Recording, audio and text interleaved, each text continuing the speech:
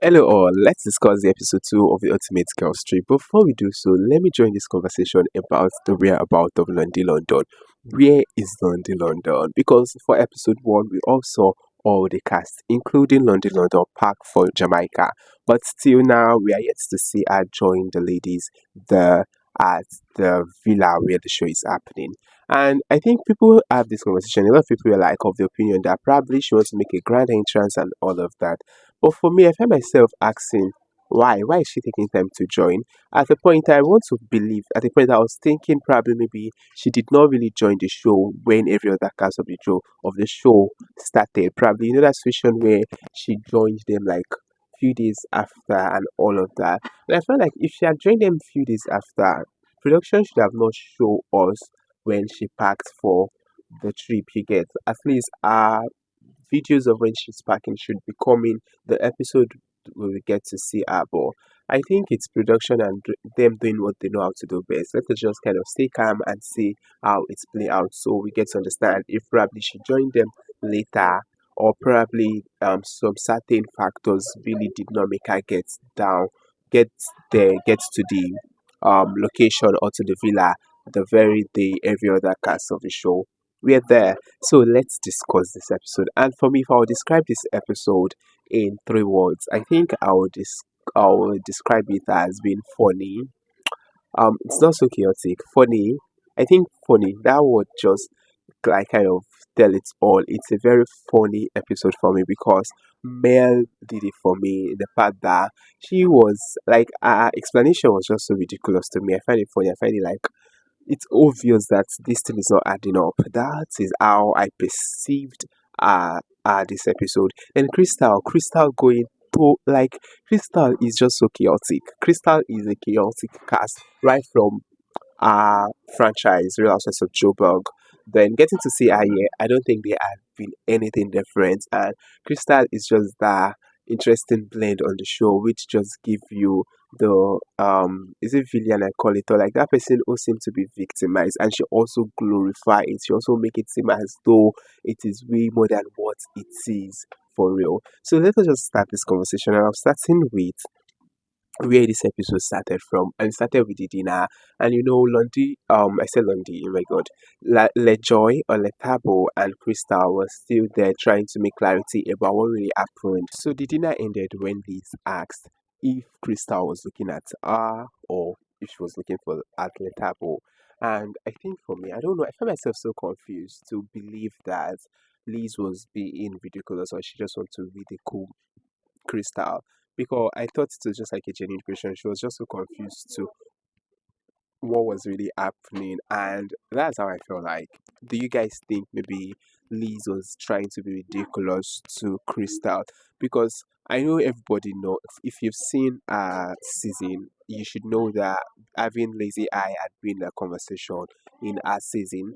But coming to see it play out here, and I know a lot of people are like, oh, she would have seen the Joburg edition or the Joburg version and know that this is how Crystal looks. So instead of having to say that, but for me, I think it's like just asking genuinely. Then moving on to Lacey going to have that conversation about the lazy eye conversation, and she was there being like a support system to Crystal. I find it very ridiculous because Lacey was there laughing. Lacey laughed at the situation and all of that. Then she went on and was asking her, like Lacey knew what played out. So why was she there asking and trying to be like, as if she support her and all of that? Or probably maybe she's genuine, trying to be there for Crystal. So that part I find it very funny. Then moving on to the Mabusi and Lacey conversation. So Lacey did catch up with Mabusi and told her everything that had been happening at the villa. Then let's discuss the situation where they went for this river something, I've forgotten the word. And they had they were in this bus where Mel, Liz, Noko and Letabo drilled Mel. I knew Mel never saw it coming, having to answer all of those questions. And so just as if she was at the press conference, like how press can be very brutal when they are questioning politicians.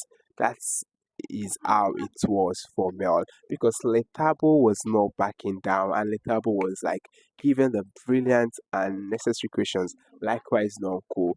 I felt bad for Mel because and it was so obvious to me.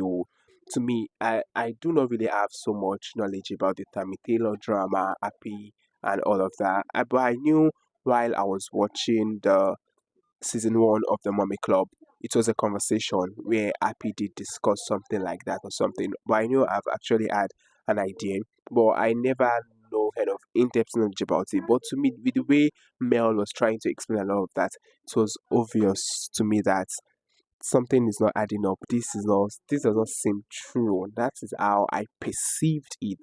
That is how I perceived it. Yeah, so that is that for that. Then let's have this conversation about Letabo and Mel while they were at the river and all of that, And this episode again, Mel's situation of having decided not to have a child become a conversation. And for me, I find it very unnecessary. Like I saw a tweet where someone said that people should learn not to people to should learn to okay. The tweet was that Mel in I think in her confession, she said the question about her being deciding not to have a child is lame and all of that. And the person was of the view that that is not a lame question. But for me, I think people should now understand situation where they don't really press too much about some certain question. If you've asked someone about something and they already, I think there should be a borderline. Sometimes if you don't even have to ask those questions because some people's struggle can be very, very different, and reasons why they have decided not to have a child might be something they are not willing to share on a show like this, where such situation, such vulnerable situation, might be something that would be used to as a weapon to like kind of break them or get to them. I don't know if people understand me. Let me just give an instance of this situation from our season, our child situation with our partner and all of that. From the trailer, we saw how the cast of this show did use that information to really get to Liz. So I think if this lady is just giving us because some people might actually be dealing with like they don't have that ability to probably have a child of their own, you get, then if she's here just saying, "Ah, I don't want to have a child, I think children are stressful," just let her be and let that be a narrative and stop trying to tell her the importance of a child. I know she knows and she sees everything and every important thing about having a child. And also, she already made it claim that her husband had kids. She already made it claim that her sister got kids whom she could. I think it's just obvious that if it's about having children to love, having children to bestow that motherly love to, they are more than enough for her to do that to.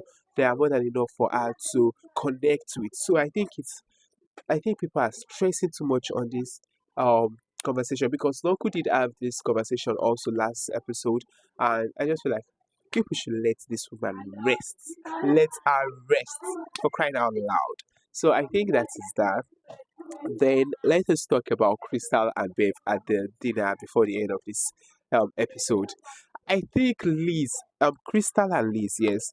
Christall is someone who really love to make every situation seem like she's a victim. Yeah. Then Bev okay, then Liz was just so ridiculous this at the dinner because she was just like pushing Christall. She was really pressing Christall's buttons. Then she went on to call Christall the Barbie's mother. And I'm like, Liz, try to be calm. Try to tread carefully. But I think I really enjoyed how messy Liz was this episode. Then let's discuss this Bev and Mel drama. I was like, why? Why will Bev have to be that blunt and just be like, oh, probably I don't just like you. I'm like, who? Then I want to go back to the conversation about Christall saying she's cutting off Bev and all of that. I think Christall is someone who loves to be lied to, who love when people just dance to their tunes, praise them, and not really tell them the truth. Because I think Bev is also there to make friends. So I don't think having been friends with Christall, Bev should just try to, or Belle should be very mean to other ladies of the show. I think it's not like that. I don't think it should work that way. I think Christall should have given Bev that opportunity to also connect with these other ladies and see them for themselves. I'm not trying to be like, okay, I am Team Christall and I'll be loyal to Christall all my life. No, I don't think it should be that way. So this is all I'll be discussing for the Ultimate Girls Trip episode 2. Bye.